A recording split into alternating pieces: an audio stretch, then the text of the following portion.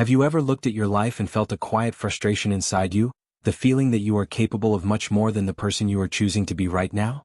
You know you should be stronger, more disciplined, more focused, and more intentional, but comfort, distractions, and laziness keep pulling you back. The world tells you to relax, slow down, and be gentle with yourself, and you've listened for too long. Deep inside, a voice keeps telling you a hard truth. You don't need more motivation, more quotes, or more inspiring videos. You need discipline. Not the easy kind, but the kind that feels like iron in your spine, the kind that doesn't bend, doesn't wait for perfect moments, and doesn't negotiate. The Stoics lived this way. Marcus Aurelius led armies while sick, Epictetus built a strong mind while living as a slave, and Seneca wrote powerful teachings while surrounded by corruption. They faced harder lives than we ever will, yet they stayed strong and clear in purpose. If they could build discipline in brutal conditions, you can build it in a world where your biggest enemy is your own excuses. Discipline starts the moment you stop waking up like everyone else. Most people react to the day, they grab their phone and let the world control their mind before they even breathe. Marcus Aurelius began each day reminding himself of his purpose. He decided how he would live before the world could influence him. Your morning is the first battleground. If you lose it, you lose the whole day. So wake up, sit in silence, think clearly, choose your direction, and then do something difficult right away. A cold shower, a workout, reading, or journaling.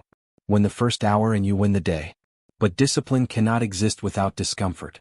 Seneca practiced living simply and facing hardship on purpose because he knew that if you never choose discomfort, life will eventually force it on you when you're not ready.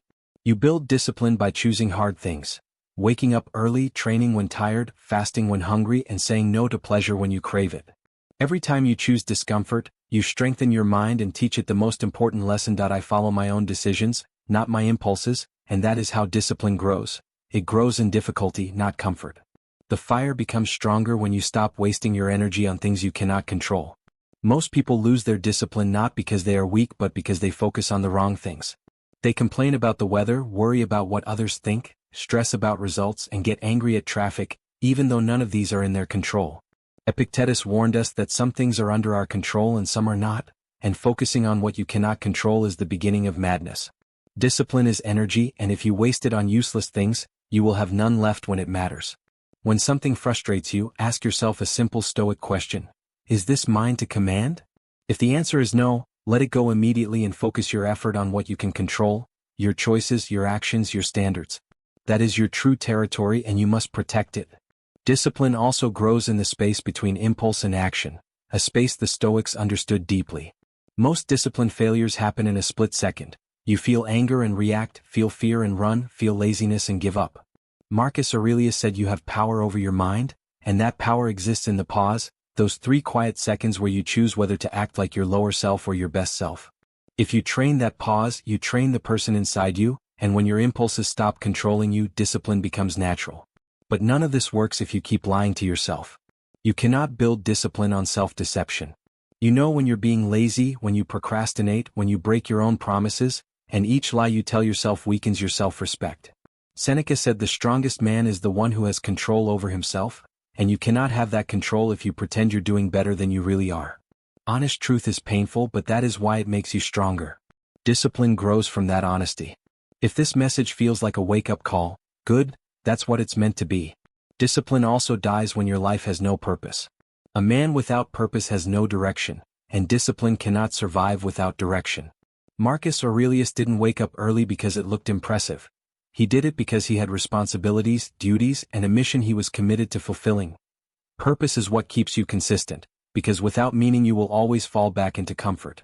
Ask yourself what you stand for, who you refuse to become, and what pain you are willing to endure for your mission.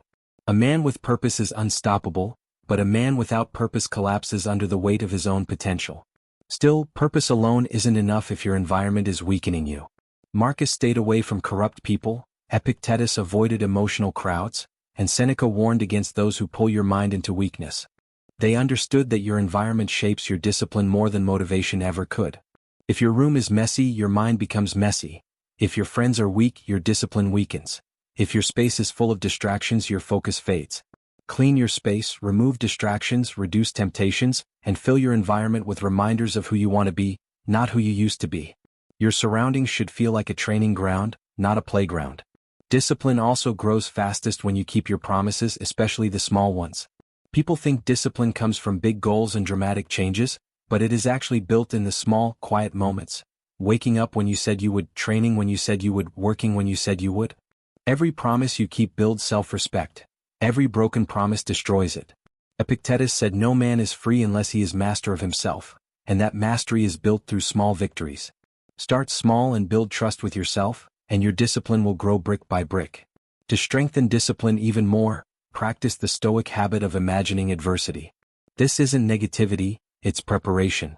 Seneca imagined losing everything to stay calm, and Marcus imagined betrayal and hardship so life couldn't surprise him. When you rehearse difficulty, nothing can break you. Imagine loss, failure, and hardship, not to suffer but to make yourself unshakable. A man who expects storms does not fall apart when they come.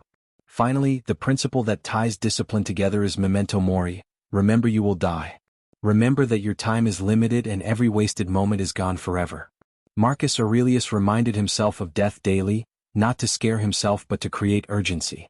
When you truly understand that life ends, procrastination becomes madness, laziness becomes betrayal, and delaying your goals becomes a kind of slow death. Memento mori destroys excuses because it reminds you that the clock is always ticking and the man you want to become must be built now, not later. If this message shook you, it means you are ready to grow. So your task is simple. Say, I choose discipline as your first promise and then live it as your transformation. Stand up and move forward like a stoic warrior, calm, focused, and unbreakable. Your future self is waiting.